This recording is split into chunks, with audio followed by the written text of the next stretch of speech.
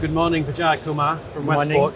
Please introduce yourself to the audience and tell us a little bit about your role at the organisation. Hi, my name is Vijaya Kumar. I'm the Chief Executive Officer of Westports Malaysia. So we are one of the terminal operators in Port Klang.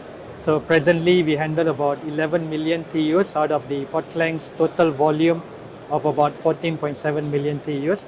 So my job is basically to make sure that the port is operated efficiently 24 hours using technology and also human being as our catalyst to make sure that we deliver all our expectation from the stakeholders. So that is my role at the moment. We've caught you fresh from your conference session at TOC. It was very interesting. You discussed barriers to automation and some of the hurdles that need to be passed before automation makes sense. Can you talk a little bit about the balance between automation and also human labour within your region? Sure. So one of the things that we have been very fast in terms of adopting is the process automation. So in terms of relaying information between stakeholders, different parties. So that's automation that we have embarked on from early 2000. So I can say that today in terms of moving information, sharing information between stakeholders, we don't have any paper. So in terms of process automation, the benefits is basically can be derived immediately. But the equipment automation is something that we have taken a bit longer compared to process automation, solely because firstly is the cost of automating. So as we can see in Southeast Asia where we operate, our price regime is basically controlled by government, what we can charge the stakeholders, and government made sure that we always have one of the cheapest port handling charges in the region. So we derive most of our profit from the efficiency that we gain from process automation, which helps us to move boxes and render services at a fraction of the cost compared to other terminal operators. The equipment automation for us has been a bit more delayed in terms of coming to fruition, mainly because we have ample labor, and the cost of labor in Southeast Asia is still competitive. We employ 100% Malaysian workers, still based on the government minimum labor wages and all that, we are still competitive.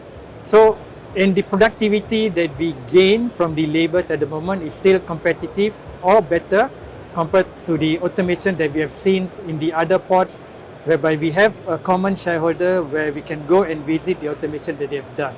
So the cost is what is delaying our decision. We hope to get to a ROI in the coming years and all that, mainly because it is also becoming tougher for us, especially to hire terminal tractor drivers.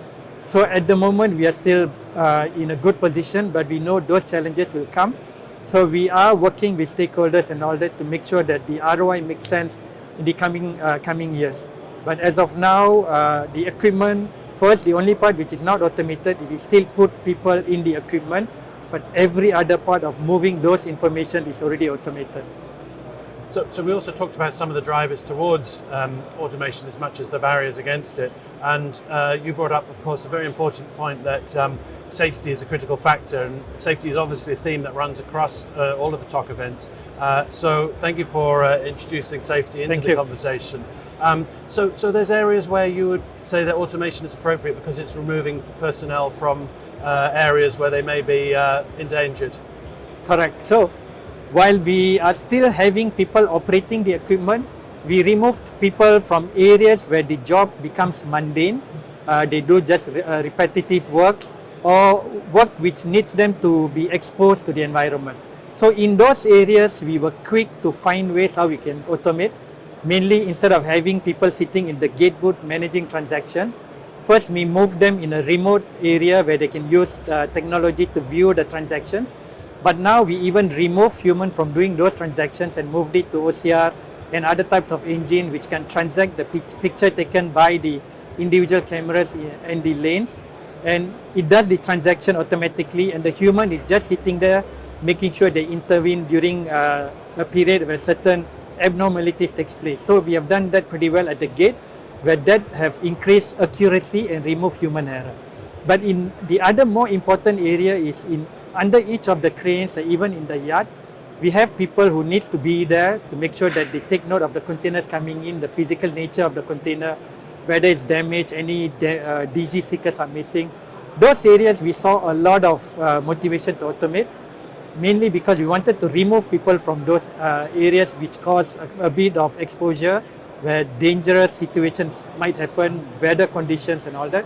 So these are the stevedores who stands under the crane, who automates, who basically transacts the transaction. So we had motivation to remove them.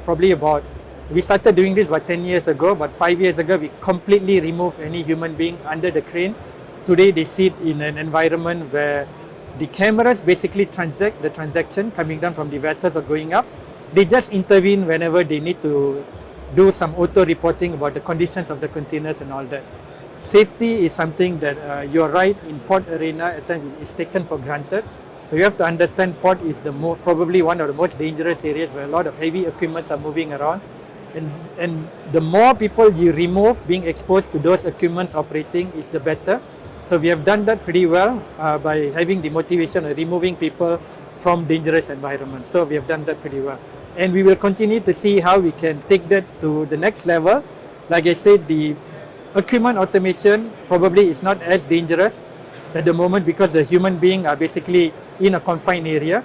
But we just hope that we also remove the stacker operators and all that, whereby those equipments are still moving, the terminal tractors are still moving. Hopefully those automation will make sense in the coming years for us as well, to also remove people from those dangerous situations.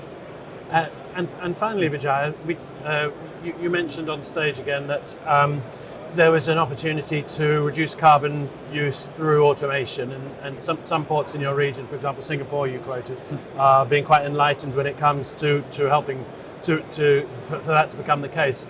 So what are your thoughts there on carbon reduction and automation? Yeah.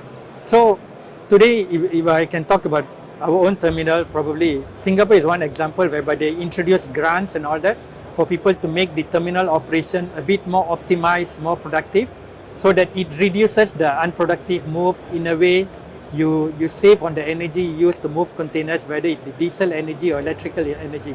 The same motivation for us as well.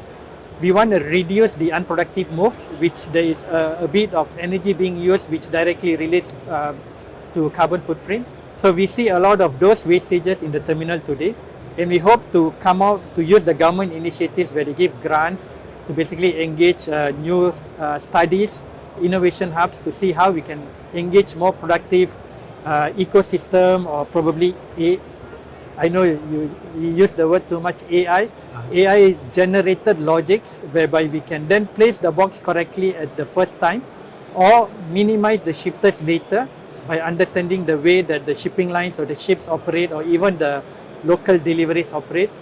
By minimizing those unproductive moves, we hope to lower our energy consumptions, which in a way relates back to the carbon footprint savings and all that. So that is one area that we are putting a lot of emphasis. We hope to see more happening in the next few years as well, whereby we gain immediate productivity gain and reduction in terms of unproductive moves. Vijaya Kumar, it's a great pleasure and honor to have you here as our guest at TOC Europe. Thank you very much. It's a pleasure to be here as well. Thank you very much.